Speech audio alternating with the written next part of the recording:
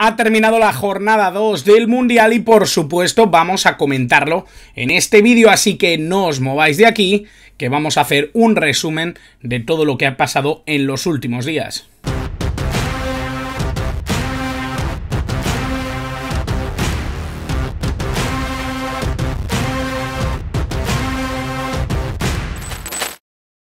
Muy buenas a todos y bienvenidos a un nuevo vídeo del canal, bienvenidos a un nuevo vídeo en el que vamos a hablar de todo lo que ha sucedido en esta jornada 2 del Mundial de Qatar 2022. Lo cierto es que ya nos vamos acercando un poco a esas fechas en las que todo se va resolviendo, en las que se aclara el camino y en las que probablemente vayamos a tener que despedir a unos cuantos equipos. Ya hay unos pocos que ya han dejado el Mundial, hay otros cuantos, muy poquitos también, que ya están clasificados a octavos, pero todo eso lo vamos a dejar para próximos programas, especialmente el que hagamos tras esa jornada 3 en la que veremos cómo han quedado los octavos de final, en la que veremos un poquito cuáles son los pronósticos que yo daría de los octavos que surgen tras la definición de fase de grupos, pero ese es otro programa, ese es otro vídeo y por lo tanto vamos a centrarnos en esta jornada 2, en lo que nos ha dejado, en las dudas que ha podido suscitar en algunos casos, en la resolución de las que teníamos probablemente al final de la jornada 1 y bueno, vamos a hablar un poquito también de los jugadores más especiales, de los jugadores que han destacado, de los que más me han gustado a mí y por supuesto de los que han sido más importantes para sus selecciones. En comentarios me habéis hecho una propuesta maravillosa que he cogido y que obviamente he tenido en cuenta. No voy a detenerme tanto en los partidos, no voy a detenerme tanto en analizar cómo fueron ambos equipos, voy a dar un poco mi opinión por encima y al final vamos a detenernos en la participación del que yo creo que es el 11 más llamativo, más representativo de esta jornada 2. Vamos a detenernos luego un poquito en eso y por eso no quiero hacer el vídeo tan denso, tan largo como el que nos salió en la jornada 1. Así que voy a recoger esa sugerencia, me parece muy interesante y creo que es mucho más operativa para poder hablar de todo y para poder detenernos un poquito más en ese 11 que a mí me ha surgido. Ahora vamos a hablar de los partidos, vamos a hablar obviamente en orden, esta vez sí que lo he colocado por grupos, creo que es mucho más útil para todos y bueno, nos encontramos con este Qatar-Senegal, un partido que se definió de manera poco sorprendente, ¿no? Yo creo que habiendo visto a Qatar, habiendo visto un poquito lo que podían dar en este Mundial, lo cierto es que nos puede sorprender poco que su nivel no haya sido tampoco suficiente para doblegar a una Senegal que ya viene demostrando y que ya está demostrando, creo, un nivel lo suficientemente importante como para que la tengamos en cuenta más allá de la participación o no de Sadio Mané. Creo que eso es algo que ya de por sí creo que les da un valor enorme a lo que han hecho, a lo que han estado haciendo y a lo que pueden hacer en este Mundial. Más allá de que consigan o no la clasificación, que obviamente se la van a jugar en la próxima jornada, directamente yo sí que pienso que es una selección que ha demostrado que son mucho más que Sadio Mané. Es cierto que han bajado mucho el rendimiento, a mí me parece que arriba han perdido mucha mordiente, han perdido mucha capacidad para ser importantes, para ser peligrosos, para atacar con más criterio y creo que eso obviamente pues es algo que les ha penalizado en este Mundial. Pero a pesar de todo ello pues tienen piezas, tienen jugadores, Boulaye Dia como uno de los goleadores y obviamente el equipo en global creo que ha demostrado un carácter bastante bueno, envidiable diría yo, sobre todo tras imponerse un poquito a esa durísima baja. Y bueno, yo he querido destacar a un futbolista que a mí me llama la atención, que creo que hizo muy buen papel en este partido, que además fue capaz de marcar ese 1-3 final. Se trata de Amadou Bamba Dieng, un futbolista del Olympique de Marsella, 22 añitos, un futbolista que yo creo que puede evolucionar mucho más dentro de este equipo senegalés y que creo que tiene todavía mucho fútbol en Europa. Así que creo que es uno de los grandes destacados de este partido de Qatar, este partido entre Qatar y Senegal que se resolvió con 1-3 y que resolvió también la participación de de Qatar en su mundial, en el momento en el que son anfitriones, en el momento en el que realmente no han dado el nivel esperado, ni por Félix Sánchez Bas, ni por la Federación Qatarí, ni por el propio país organizador. Creo que realmente esperaban poder dar un nivel mucho más alto y lo que nos hemos encontrado es una selección bastante débil a todos los niveles. Por lo tanto, adiós a Qatar, y la resolución va a estar obviamente entre Senegal, Países Bajos y Ecuador. Creo que es bastante obvio que ahora mismo la que más cerca está de poder estar en octavos de final es Países Bajos. Se enfrenta a una Qatar que realmente asusta poco, que realmente tiene pocas cosas que podamos decir que son llamativas. Pero lo cierto es que a mí Países Bajos me está dejando muy frío, pero que muy frío. Y eso obviamente depende mucho de cómo están jugando y de cómo ha encarado Van Gaal este Mundial de Qatar 2022. Me llama muchísimo la atención que haya hecho algo así, que se haya centrado en intentar ser una selección pragmática, que se adapte al rival tanto. No digo que eso esté mal, pero sí me da la sensación de que ha perdido un poquito la identidad que otorgaba a Países Bajos de un peligro bastante evidente, ¿no? Yo creo que tenía mucho talento arriba para poder hacer daño y para mostrar un juego vistoso, y no lo está haciendo. Creo que hay pocos jugadores que estén al nivel requerido o al nivel esperado, y en ese sentido creo que también la mano de Van Gaal no está siendo la esperada. En el caso de Alfaro, en el caso de Ecuador, veo todo lo contrario. Veo una selección con muchísimas posibilidades que, más allá de que consiga acceder a esos octavos de final o no, creo que ha hecho un papel muy destacable dentro de este Mundial de Qatar 2022. Este 1-1 creo que representa la capacidad que tenía Ecuador para poner en problemas a sus rivales. De hecho, yo diría que incluso un poquito más mereció Ecuador en este partido.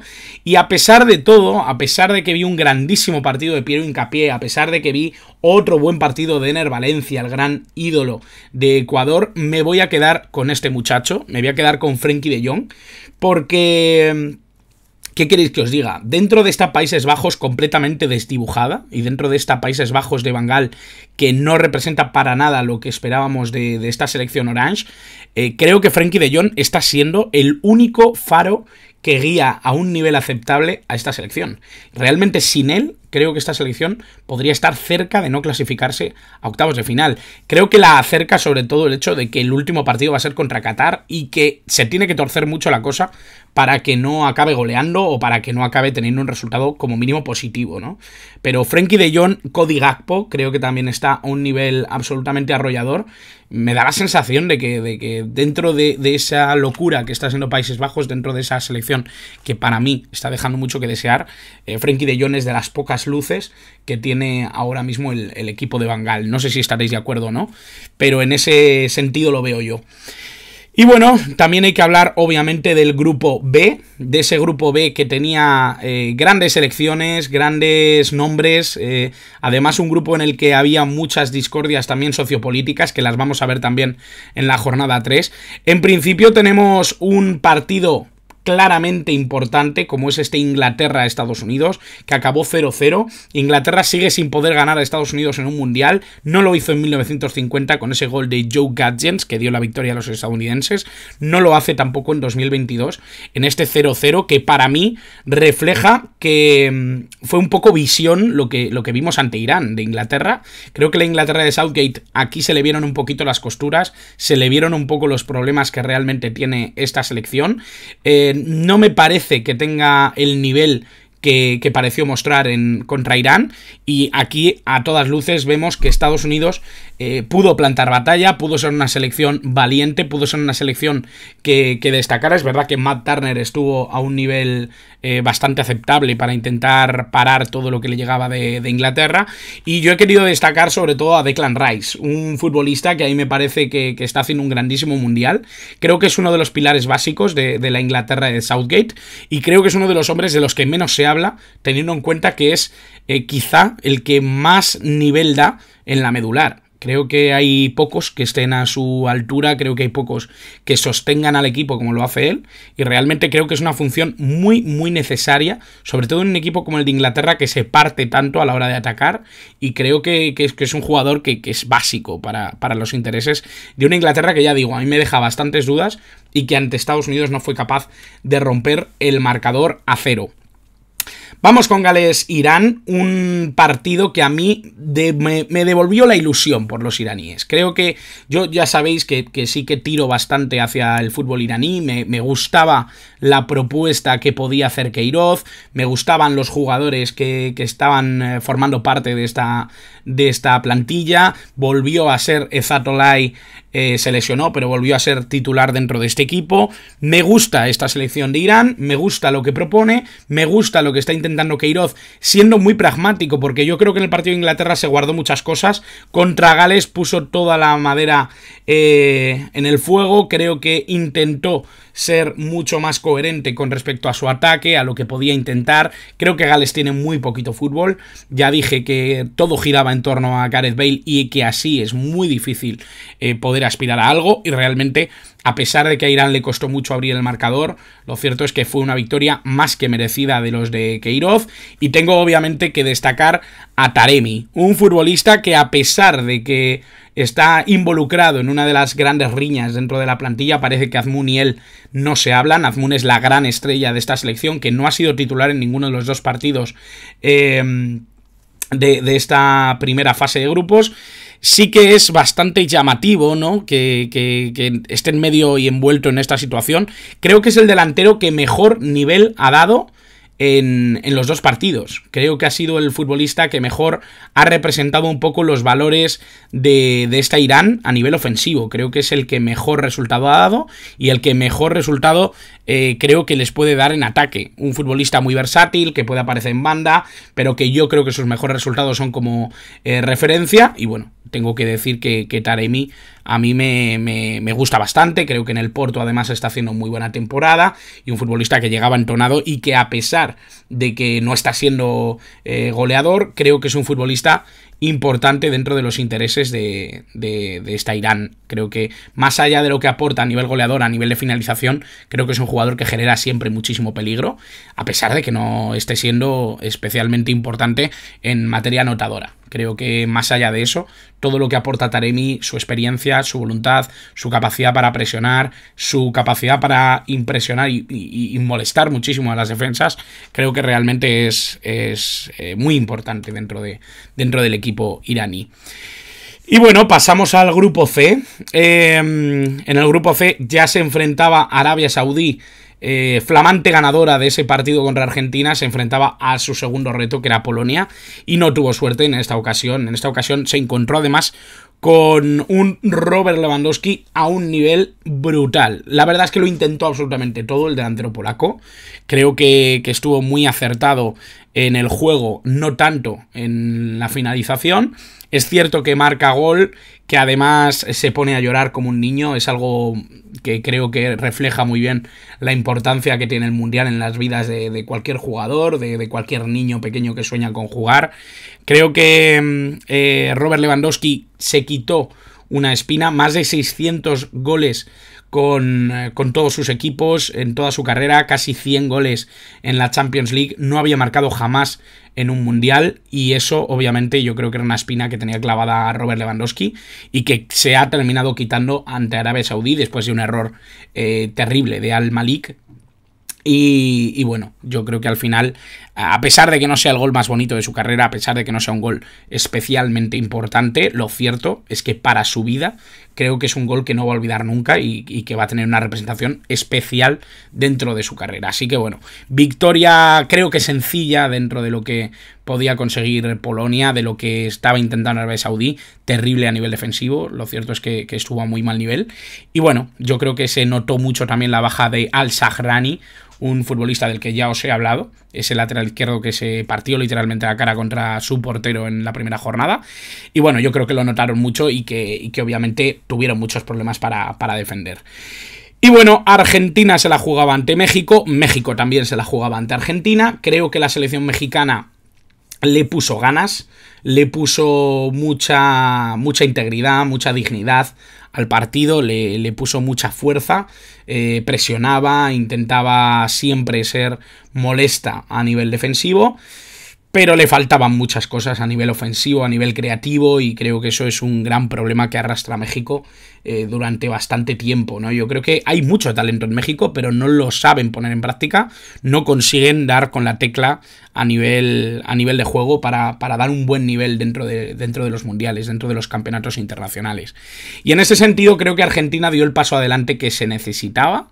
Es verdad que la primera parte no es del todo buena, sí que mostraron personalidad, pero no fue suficiente. A mí me parece que la primera parte es un choque de golpes bastante temerosos, bastante miedosos el uno del otro, y realmente Argentina el paso adelante lo da en la segunda parte, con Messi mucho más centrado en la posición de mediocentro ofensivo, de media punta, gestionando muchísimo más balón, en mediocampo siendo mucho más centrocampista que nunca. Hay un tuit que he compartido en estos días de Jordi BP, que habla de esta nueva posición, de esa versatilidad de Messi en zona de mediocampo, en zona de creativa, que aunque es el que marca el gol, creo que es el Messi que más se acerca al rol de centrocampista, y eso yo creo que es muy bueno, no solo para Argentina, sino también para el propio Messi. Yo creo que su evolución hacia ser un centrocampista ofensivo le va a ayudar mucho en que su carrera tenga algún capítulo más, evolucionar hacia un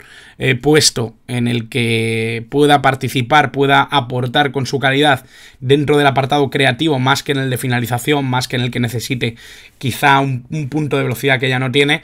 Creo que es impresionante, creo que es importante y creo que es algo muy a valorar, y que hemos podido tener ese primer capítulo en la segunda parte de este partido contra México.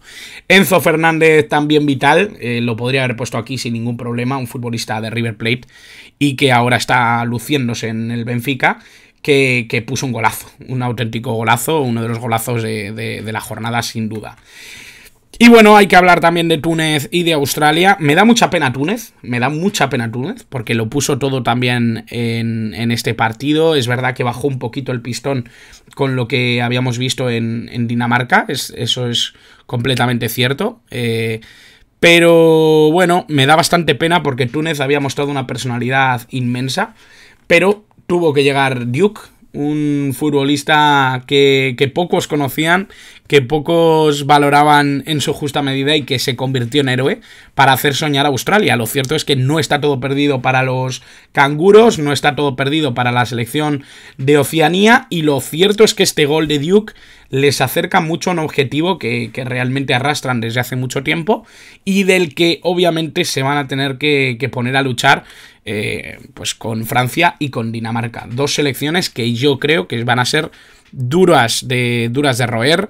Creo que realmente Francia es una selección que ha demostrado una personalidad brutal, que ya hablé el otro día y que me recuerda mucho a la de 2018, y eso creo que es muy bueno para Francia.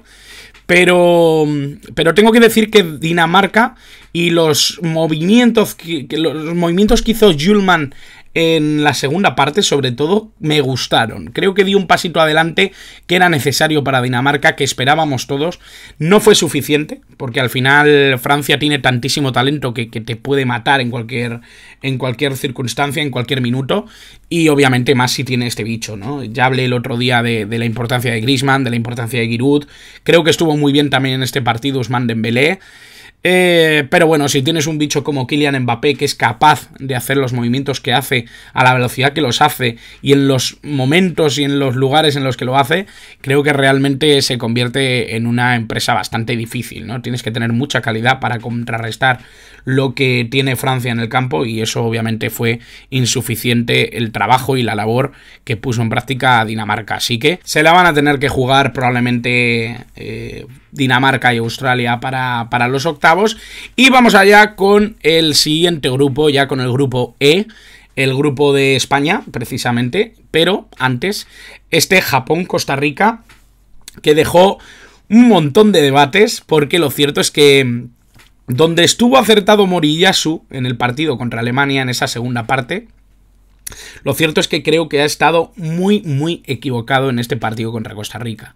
Creo que Costa Rica hace su partido, hace lo que tiene que hacer para intentar acercarse a la victoria, hace lo que tiene que hacer para intentar ser un equipo complicado a la hora de atacarle, a la hora de intentar producir situaciones de peligro. Lo cierto es que Japón tira 5 veces a puerta en todo el partido. No me parece algo demasiado dominante, teniendo en cuenta que tuvo casi un 70% de posesión. Estamos hablando de que prácticamente estuvo viviendo en torno al área de Costa Rica y solo tiraron 5 veces a puerta. Es verdad que lo intentaron 15 veces, si no me equivoco, 15-16 ocasiones de gol o situaciones en las que finalizaron jugada, pero solo 5 fueron a puerta, y Keylor Navas estuvo especialmente atinado, no como contra España. Creo que el nivel que dio contra España fue terrible. Es cierto que era una lluvia de ocasiones y de situaciones de peligro inmensa la de España, pero Keylor Navas estuvo acertado contra Japón, y eso significó que en las únicas llegadas que tuvo Costa Rica, tuvo 3 en todo el partido, no mucho menos que Japón. 3 llegadas en las que consiguió tirar a puerta. Una de ellas, Gonda falló y Gonda permitió que el balón entrara en su portería. Y por lo tanto, bueno, yo he dicho que Keylor Navas fue la clave de este partido, porque obviamente si esas 5 ocasiones de Japón alguna hubiera ido a puerta, la verdad es que Costa Rica lo hubiera tenido muy difícil para hacer daño a Japón. Se hubiera abierto mucho más, hubiera intentado quizá algún estilo táctico distinto, más ofensivo, y eso le hubiera permitido a Japón probablemente tener muchas más ocasiones. Si ya tuvo unas cuantas, lo cierto es que Japón ofensivamente creo que era mucho más interesante que Costa Rica, y en ese sentido creo que se cavó un poquito su propia tumba Moriyasu, con demasiadas rotaciones, jugadores que no venían jugando, jugadores que no habían tenido minutos en los primeros partidos, y eso obviamente es algo que bueno, terminas pagando ante una selección que te llega pocas veces, pero que si tiene acierto o tú tienes un error, pues lo puedes acabar pagando, como así fue. Y bueno, uno de los partidos de la jornada, un partido del que hice un vídeo que os dejo por aquí, España-Alemania, un partido interesantísimo, un partido importantísimo. Siempre en la historia del fútbol europeo el España-Alemania va a tener una trascendencia especial. En el Mundial de 2010 se enfrentaron en semifinales con ese famoso gol de Puyol. En la Eurocopa de 2008 se enfrentaron en la final con ese gol de Fernando Torres superando a Lahm. Y creo que obviamente hay un aroma especial, ¿no? En los España-Alemania, tetracampeona del mundo, campeona del mundo España. Bueno, hay que hablar de ese partido, que yo creo que al final fue un choque de golpes interesantísimo. Alemania muy volcada en la presión, en el ataque, en intentar incomodar mucho a España. España dominó desde el balón, creo que llegó con muchas ocasiones y no tuvo el acierto de poder taladrar la meta de Manuel Neuer, y que al final Alemania se encontró con un premio por un error aislado de España. Es verdad que había marcado Morata, terminó marcando Füllkrug en esos últimos minutos de la segunda parte, y eso obviamente decantó otra vez la posibilidad de que Alemania fuera por la victoria. Tuvo sus ocasiones, creo que al final fue un partido muy completo, muy bonito, y en el que vimos, y en el que mucha gente, yo lo sé, descubrió a Jamal Musiala, porque no es lo mismo que te digan este chico es muy bueno, a que veas 90 minutos de partido en el que prácticamente haga cosas que son impensables para un muchacho de su edad, para un muchacho de su madurez deportiva, para un muchacho tan imberbe dentro de un partido de profesionales. Y lo cierto es que se volvió a salir, volvió a ser una de las claves del partido. Yo lo junto mucho a Kimmich.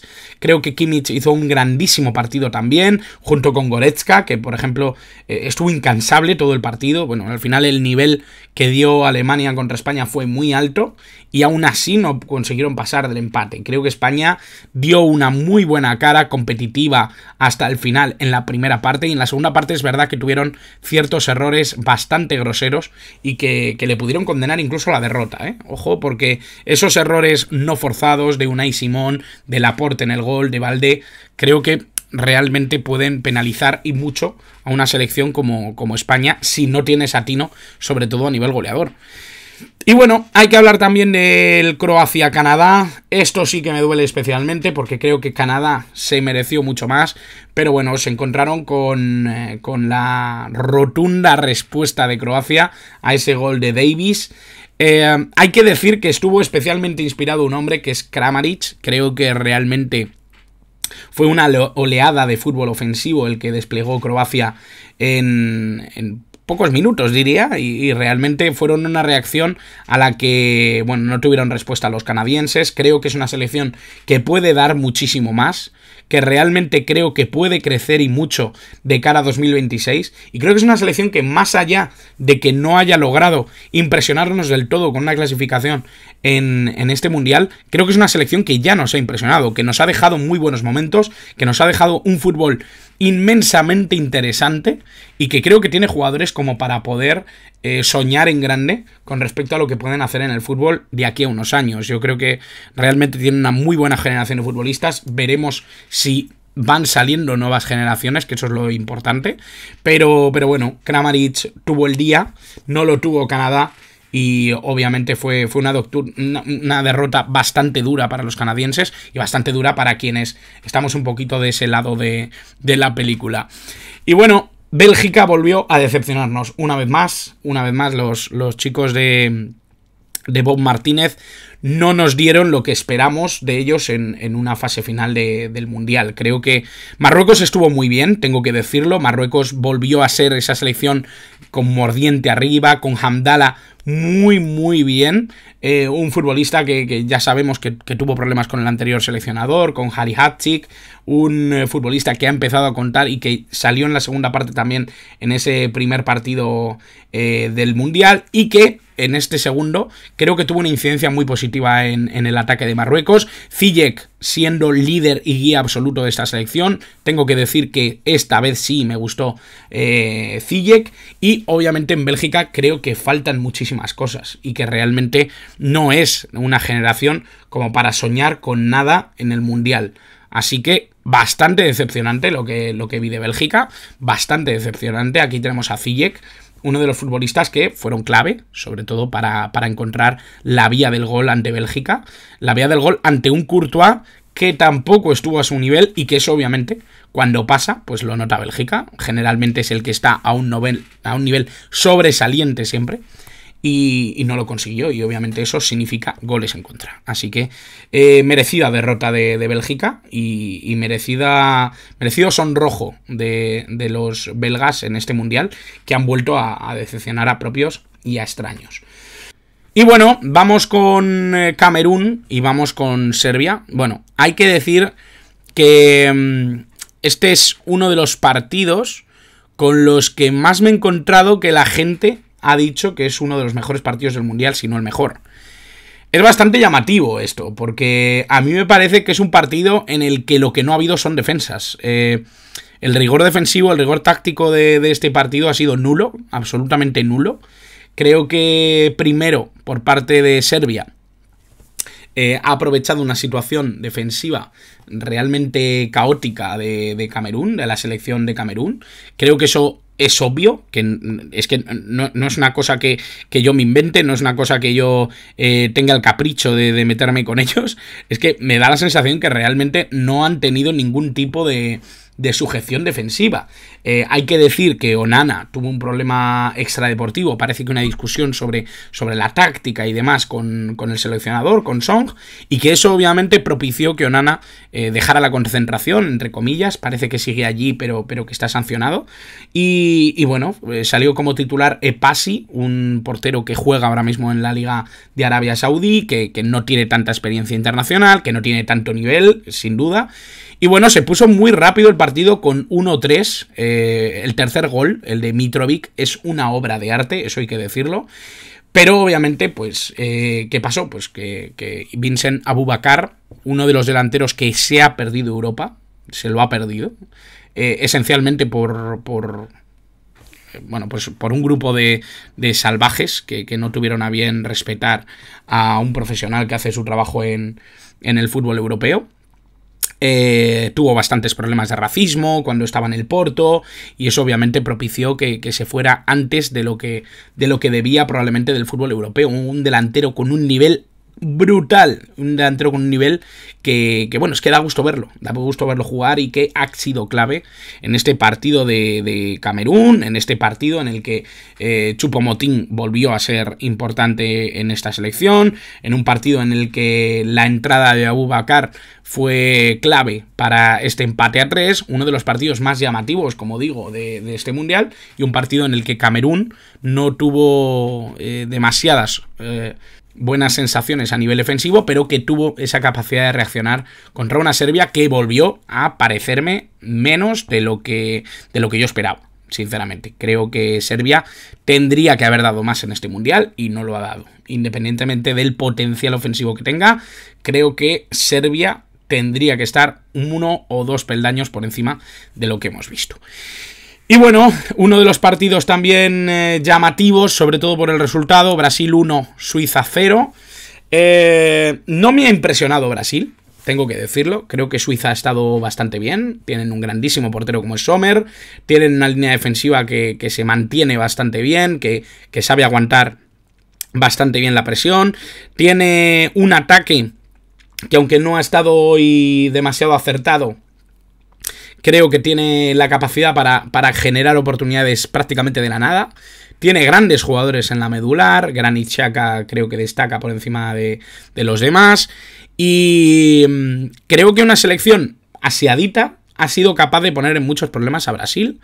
No tanto en el terreno ofensivo, sino también a nivel defensivo. Creo que con toda la mordiente que tiene Brasil, llama muchísimo la atención que haya tenido, a pesar de que haya tenido oportunidades, a pesar de que haya estado siempre presente en área suiza, creo que me decepciona también un poquito a nivel ofensivo.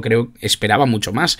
Realmente el peligro suele venir del mismo lado, suele venir de Vinicius Junior, un futbolista que está volviendo a destaparse como uno de los más importantes. Aquí está celebrando un gol que fue anulado finalmente, pero con una finalización espléndida y con una capacidad para llevarse el balón delante de un defensa bastante llamativo también, un gesto con el pie especialmente bonito.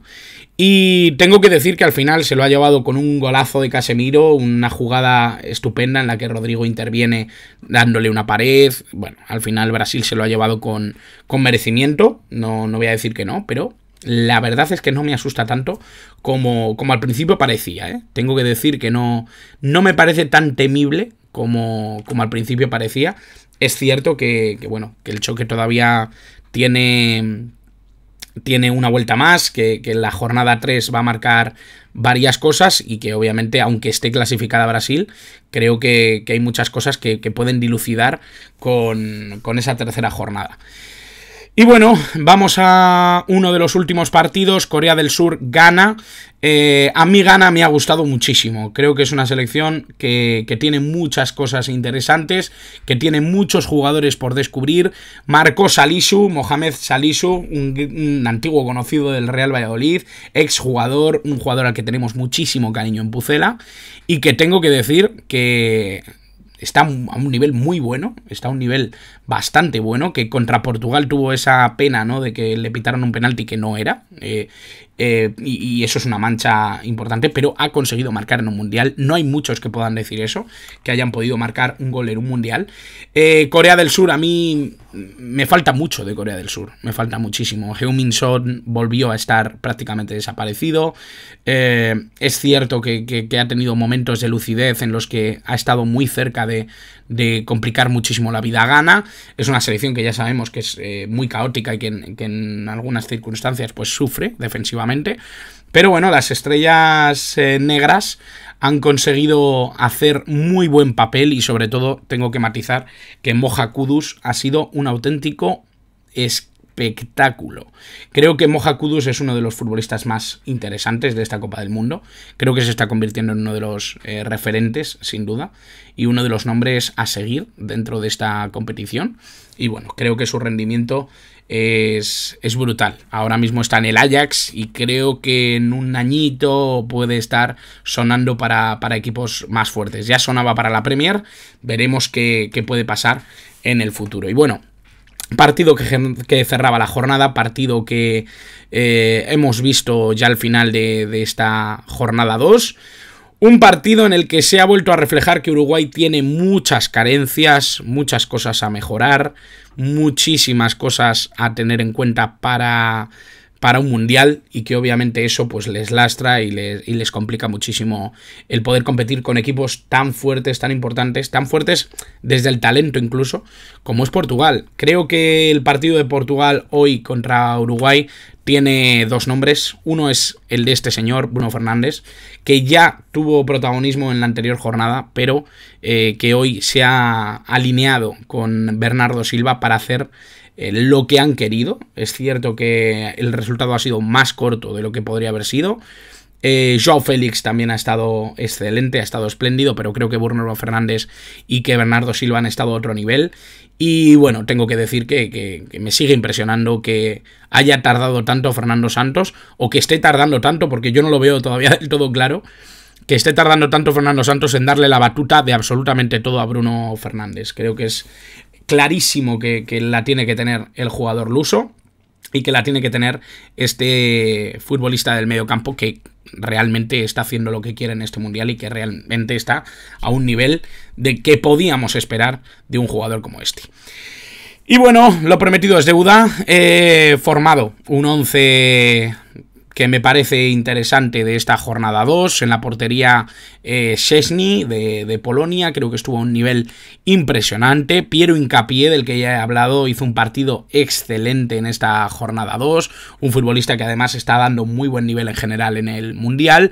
Guardiol de Croacia, creo que también está haciendo muy buen papel y a los defensas se les suele ver un poquito menos, algo parecido a lo de Christensen, un futbolista que pongo en ese trío de centrales por el buen papel que creo que hace contra Francia, a pesar de que terminan perdiendo. Y bueno, en la medular, una medular con dos piezas en el centro, Kimmich y Griezmann. Kimmich en esa labor de guía, de eje, de pivote, un futbolista espectacular que creo que ha estado a un nivel espléndido contra España, a pesar de que antes he destacado a Musiala.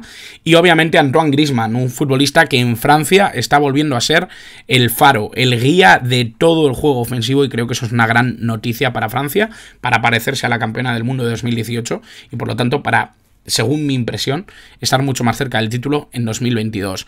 En las alas, Jordi Alba, creo que estuvo a un nivel excelente de nuevo contra Alemania, ya lo estuvo contra Costa Rica, pero era una prueba pues que se puede juzgar como menos exigente, pero ante Alemania volvió a ser clave. De hecho, creo que España pierde un poquito el ritmo, la concentración y sobre todo el buen hacer en salida de balón con la entrada de Balde. No es culpa de Balde, obviamente, pero creo que finalmente sí que se nota.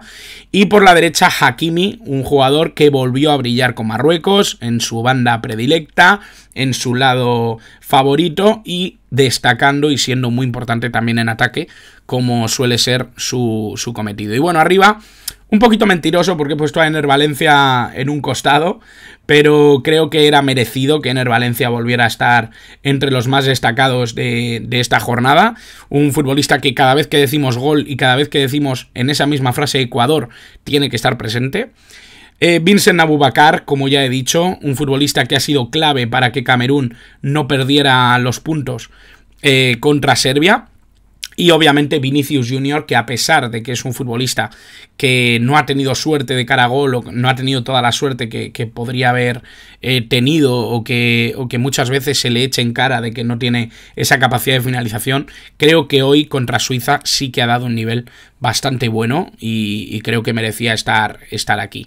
Bueno, me gustaría que me propusierais vosotros también un 11 ideal, un 11 que creáis que puede estar bien, que puede mejorar el mío, o creáis que jugadores faltan, jugadores que sobran. Bueno, al final a mí me gusta escucharos, me gusta saber un poquito vuestra opinión, saber qué pensáis sobre mis vídeos, qué pensáis sobre lo que yo cuento por aquí y pues, por supuesto, qué pensáis acerca del Mundial, de esta jornada 2 y de lo que nos queda, porque nos queda todavía mucho Mundial, nos quedan muchos vídeos que hacer y por supuesto nos queda mucho que disfrutar en este torneo que todos adoramos y que todos estamos disfrutando. Ya hemos pasado el Ecuador, ya hemos pasado la mitad del torneo, nos queda la otra mitad, vamos a intentar disfrutarla con todas las ganas. Vamos a hacer vídeo obviamente en ese final de la fase de grupos, así que muy atentos a todo lo que va a salir en el canal. Son menos vídeos que de costumbre, pero quiero hacer las cosas bien y quiero hacerlas correctas, al nivel de calidad que vosotros necesitáis y al nivel de calidad que vosotros por supuesto merecéis. Así que muchas gracias por ver el vídeo, ya sabéis que podéis suscribiros gratuitamente, dadle al like por favor porque me ayuda muchísimo y si queréis comentar cualquier cosa estáis en vuestra casa. Así que gracias por todo y como siempre también gracias por estar al otro lado.